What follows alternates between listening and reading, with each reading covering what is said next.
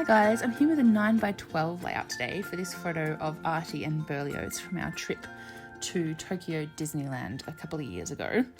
And I'm working with the March 2021 Kitaholic Kits. These papers from the kit are, you'll see in a minute, they're so colourful and beautiful, and they're all from the Sun-Kissed collection from Cocoa Vanilla. Well, almost all. There's a couple of others in there as well. But I really want to show those papers off. So I've chosen a cut file that's going to allow me to back large sections with those colourful papers. This cut file is actually from Paige Evans, and it's one that I had on my computer, and I just thought that it would work really well with these papers and with the idea that I want to go with for this particular photo.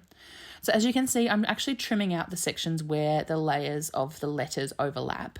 You can do this in the software as well, but I find it easier to kind of do it with scissors once I've actually cut it out, and maybe that's like a bit of a funny way of doing it, but it works for me, so this is kind of what I do. Those overlapped sections can be really fun to play with, like if you want to overlap like a light pink and then a dark pink and then do the overlapped section in a mid pink to make it look like there's sort of a bit of opacity there. That can be really fun, and you can really play with colour in that way. But for this one, I really want to show off these papers just as they are, and I don't really want it to get too overly layered and complicated. So I'm taking those sections out and I'm just treating each letter as one individual space, if that makes sense. So yeah, I've trimmed that out now and I have got it ready to go, and I like the way that it looks there on that space, so that's really good. It's filling up that 9x12 quite well to my eye. And now I'm grabbing my papers. So this collection is really very rainbow. You can see on that stripy piece there that there's a whole, like it really does have the whole spectrum in the collection. But because my photo has a large section of red in it, I really want to play on that and work with the reds and the pinks from the collection. And one of the fun things about this range is that you do really get to kind of make those choices. Like you can go full rainbow if you want to, or you can pick a particular section and just lean into that. And that's what I'm doing. So basically I'm tracing the inside of each of the letters with a pencil, and then I'm cutting around that but a little bit wider so that I've got somewhere to stick that piece of paper onto the background, onto the cut file. So I've erased that line now with my pencil, and now I'm using my fine line bottle to put my glue onto the cut file, and then I'm sticking the backing paper onto that. And I'm going to repeat that for each letter, but I'm not going to make you watch me do that because that's not super interesting, but that's basically the process that I'm going with here. And this is what I come out with. So you can see I've really picked those pinks and reds and I've given it a particular tone. So you can see on those painterly brushstroke ones, that paper actually did have a whole bunch of different colours on it. And I've just cut from the sections that have pink and red, and that was fun. So now I have my background paper. This is Basil marshmallow cardstock, and this is just something that I always have in my stash. As soon as I start to run a little bit low, I order some more because this is my main kind of go-to paper. And I'm adding clear gesso to it because at this stage I'm planning on doing a bunch of mixed media. I did in the end not do as much as I thought I would, but at this stage I was thinking I was going to put a whole bunch on there and add lots of colours, so I wanted to have that gesso there to protect my paper. So I'm using some paints and shimmers and things from my stash. This is a Vibes, and I sprayed it on there, and this is where I changed my mind because once I saw the sprays I thought it looked really nice, kind of like that. So I didn't end up adding as much as I thought I would to the background, but I am still going to add some more. So I put those sprays on there and I was like, yeah, that's really fun and pretty.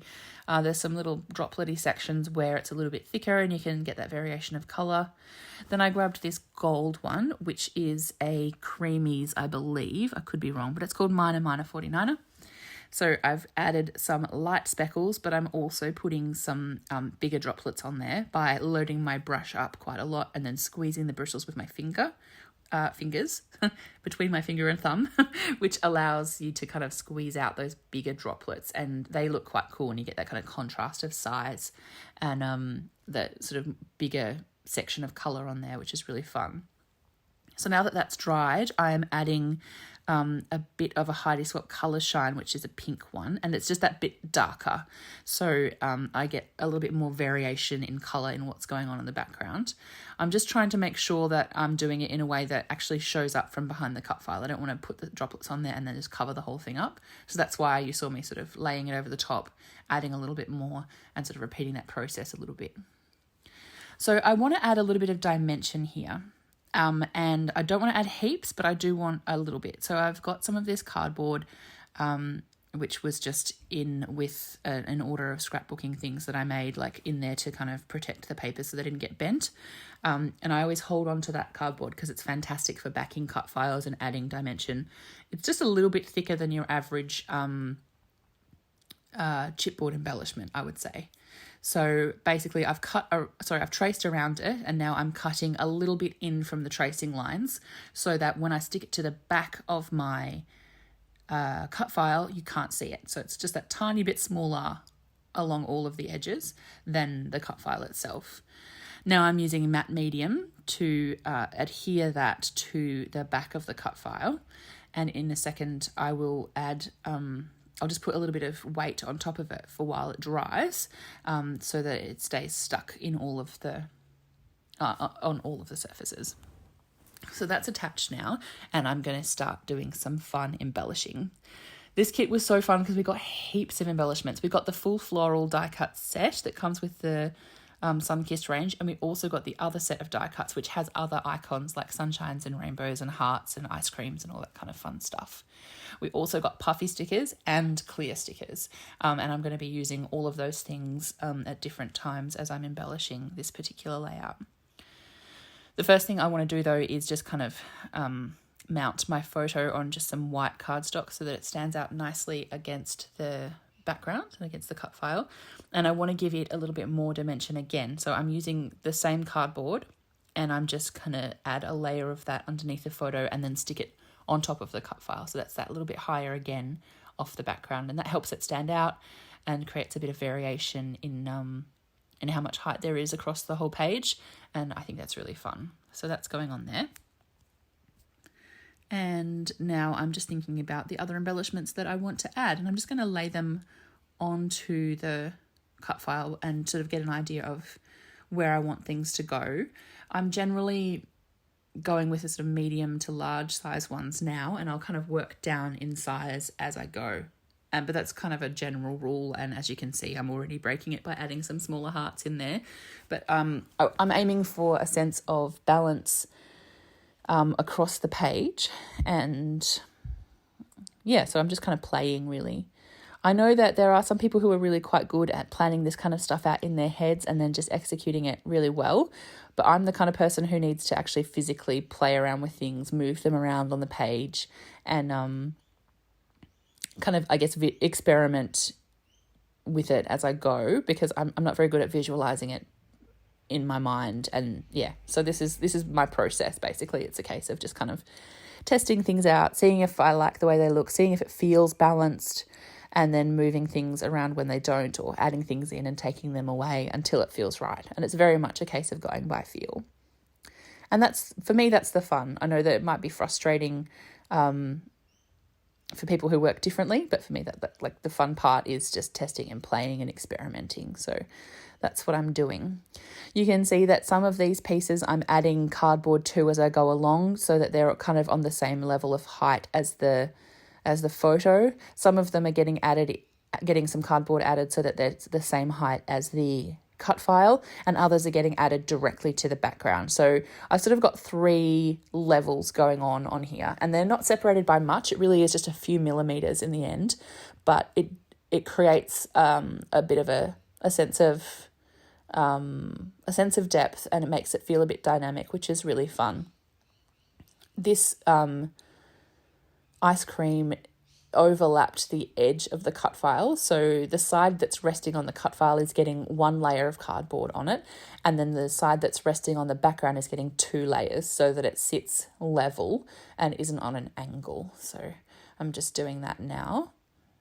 And yeah, this is also fun. I mean, again, a lot of people use craft foam for this kind of thing because it's adhesive, and you don't have to add that extra bit of glue.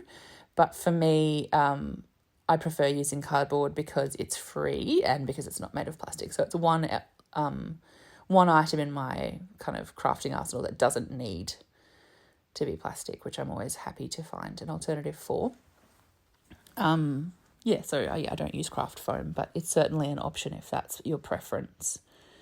So I'm continuing to add these little bits in here with different levels of elevation, tucking them in, gluing them on, and continuing to experiment, which is super fun. This glue in this fine line bottle is so great for this. It makes it really easy to get it exactly where you want it, which I love. The ones that aren't getting glued on immediately are getting stuck on with washi tape, which allows me to move them around where I want to, which is great. Just a process. Adding, shifting, changing, subbing things in and out. It's fun. This was such a fabulous day at Disney. We actually stayed at Disney for 3 days and 2 nights, and possibly one of the best holidays we've ever had. It was so good. I can't wait to get back there. And we love to travel, and we don't do it anywhere near as much as we would like. Because Australia is just so far away from everywhere. It's really expensive to get anywhere except New Zealand, which we love. And I think we'd love to go back and visit New Zealand one of these days. But, getting to, Europe or the US, it's just so expensive, even when we don't have global pandemics going on. When we do get to go on an adventure, it definitely gets the scrapped out of it. This one is from, I think this was 2018 that we went, was the year that we got married. This was our family moon, and Disneyland was definitely a highlight. I loved Japan. If you've ever been to Japan, let me know, and let me know what you thought of it. We are desperate to get back. We had the best time. We loved everything about it, from the food to the people to just observing the way that the kind of infrastructure is so different. And we had a really fabulous time in Japan. So I'm pretty happy with the sort of overall feel of this so far. I do want to add a few more large embellishments and then start moving down to the smaller sized ones.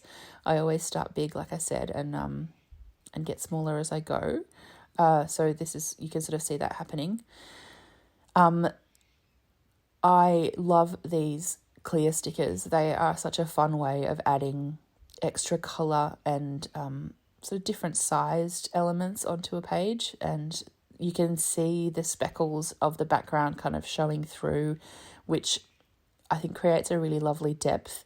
I'm really into them. And I love these particular these ones. They've got kind of, I'm trying to describe it, I'm looking for the word and it's not going to come out of my head. What am I looking for? Brush strokes, that's it. These brush stroke ones, they're really fun, and because they're horizontal, they kind of give the clusters of die cuts something to kind of rest on almost. It kind of draws them in together, and I think it kind of they really add to the cohesion of the spread as a whole, I think, of the layout. So I'm just sort of tucking them in. I think I'm going to do 3 of them on different sort of layers in different sections of the layout. So I've got 2 pink ones and 1 orange one, and they're just going to help bring the whole thing in together. They do look a little bit shiny because they're under my studio lights for filming. They don't look this shiny in person when you actually look at the layout, so that's all good.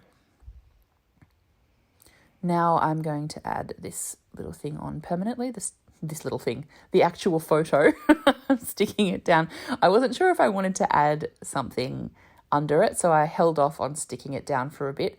But now that I've mostly finished the larger parts of the layout, I'm pretty sure that it looks good without too many other kind of additions around it. So I'm sticking that down and then continuing to add some smaller bits.